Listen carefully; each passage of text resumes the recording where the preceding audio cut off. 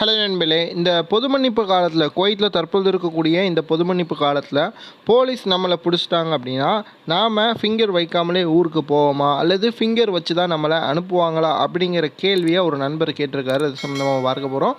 அடுத்து குவைத்தினுடைய புதிய அமைச்சரவை 13 அமைச்சர்கள் கொண்ட அமைச்சரவை இன்று பதவி பிரமாணம் எடுத்துக்கிட்டாங்க.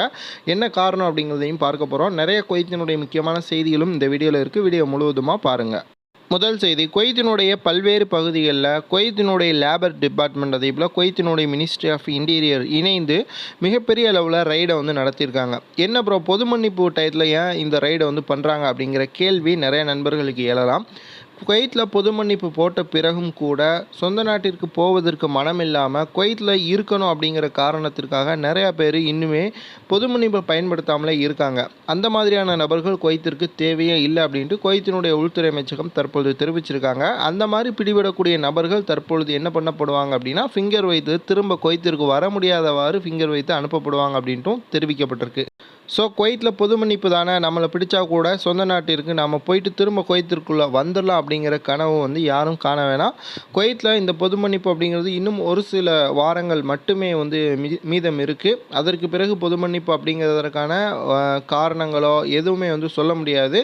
ஸோ குவைத்தில் யாரெல்லாம் விசா இல்லாமல் இல்லீகலாக இருக்கிறீங்களோ முடிஞ்ச வரைக்கும் விரைவிலேயே சொந்த நாட்டிற்கு போவதற்கான எல்லா வழிவகைகளையும் ஏற்படுத்திக்கோங்க. அடுத்த செய்தி, குவைத்தில் மன்னரினுடைய நேரடி கட்டுப்பாட்டை தற்பொழுது குவைத் நாடு இருக்குது. 13 அமைச்சர்கள் இன்றைக்கி பதவி பிரமாணம் எடுத்திருக்காங்க. அதாவது பிரதமர் தொடங்கி பிரதமர், துணை பிரதமர், அதே போல் ஒரு சில முக்கியமான கேட்டகரியில் இருக்கக்கூடிய அமைச்சர்கள் இன்றைக்கி பதவி பிரமாணம் எடுத்திருக்காங்க.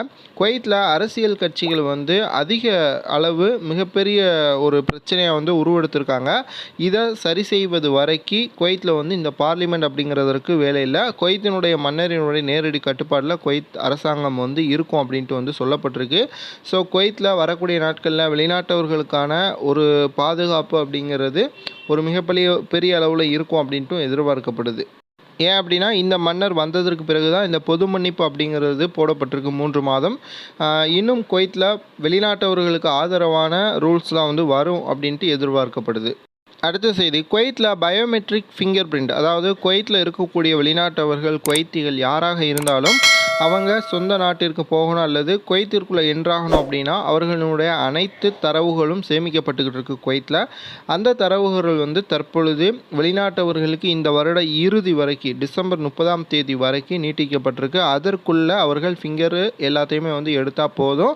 இப்போ சொந்த நாட்டிற்கு போகும்பொழுது அர்ஜெண்ட்டாக எடுக்கணும் அப்படிங்கிற அவசியம் இல்லை அப்படின்ட்டு தெரிவிக்கப்பட்டிருக்கு.